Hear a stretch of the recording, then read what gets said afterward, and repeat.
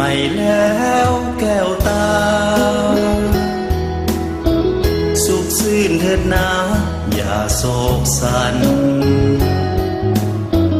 ลืมความคุ้นคล้องมองใจกันให้ปีเก่านั้นหอบพาไปปีใหม่แล้วคนดีสดชื่นสุขีจิตแจ่มใสมีความคิดต้องการสิ่งใดก็ขอให้ได้ดังใจปองอายุยืนยาวมันวันนับนั่นขาวผ่องสุขขาสุขสมปองภาระห่างโหยภัยปีใหม่แล้วแก้วตาหากเขานั้นนะจงแจ่มใส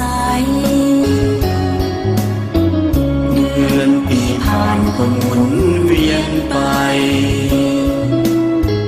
หาเขาอย่าได้เปลี่ยนไปตาม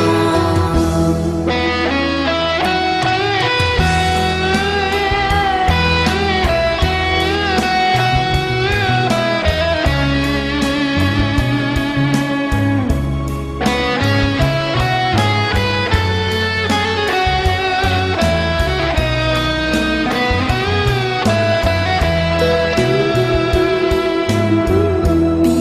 ใหม่แล้วคนดีสดชื่นสุขีจิตแจ่มใสมีความคิดต้องการสิ่งใดก็ขอให้ได้ดังใจปอง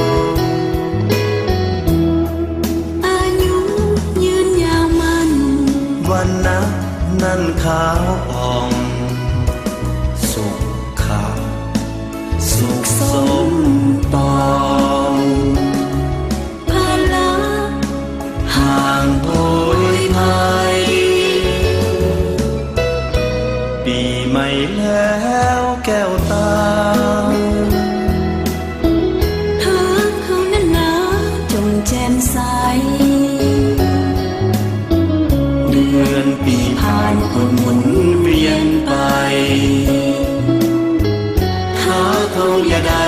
เปลี่ยนไปตาม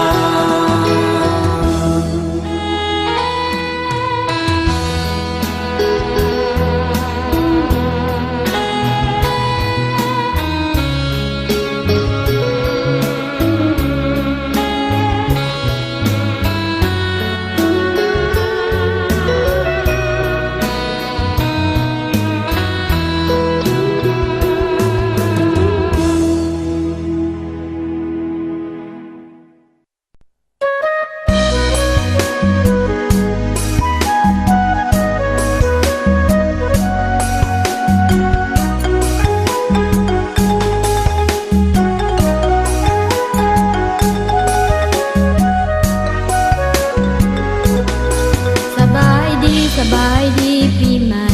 ขอมีโชคใสเหมือนดังใจปรารถนาปีเก่าผ่านไปแล้วก็กลับมาปีใหม่นำมาแล้วความสุขสันต์เริ่มใหม่ชีวิตนี้ให้เบิกบานขอให้สุขสำราญนานปีตลอดไป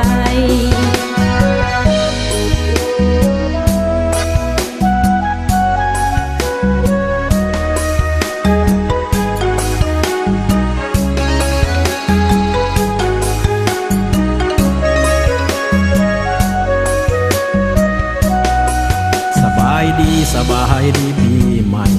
ขอมีสุขใสเหมือนดังใจปรารถนา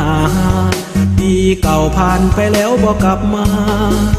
เรื่องเก่าโหดหายให้ลืมลาอภัยเถิดนาอย่าค้างคาใจกัน สบายดีปีใหม่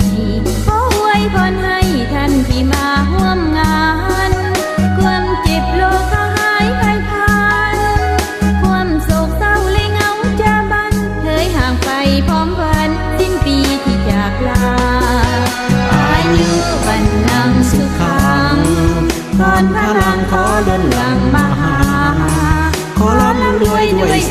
เงินตรายอมมั่งมีทางเพชรนินจินดาเรียกงานการค้ามีกำไรเป็นล้าน สบายดีปีใหม่ขอท่านจงได้สมตั้งใจอธิษฐานปีใหม่นำมาแล้วความสุขสันต์เริ่มใหม่ชีวิตนี้ให้เบิกบานขอให้สุขสำราญนานปีตลอดไปขอให้สุขสำราญนานปีตลอดไปความฮักสุขสำราญนานปีตลอดไป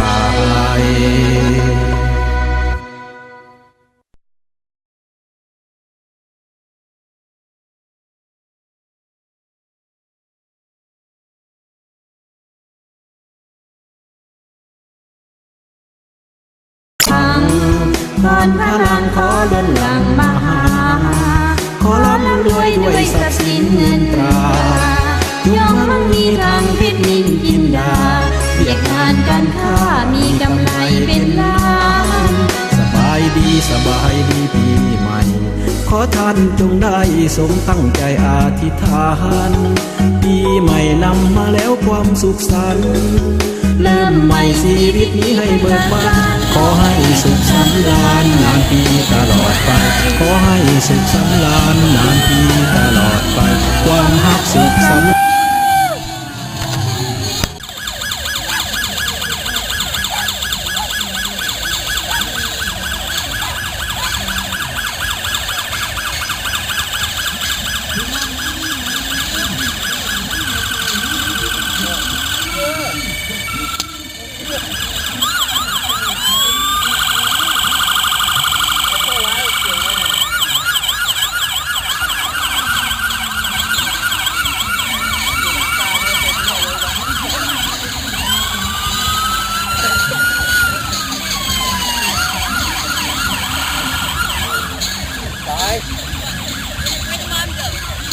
I don't know. Stay here.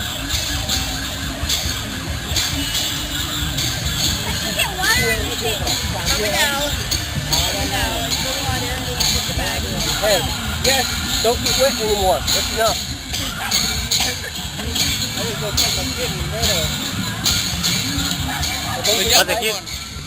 The big one, don't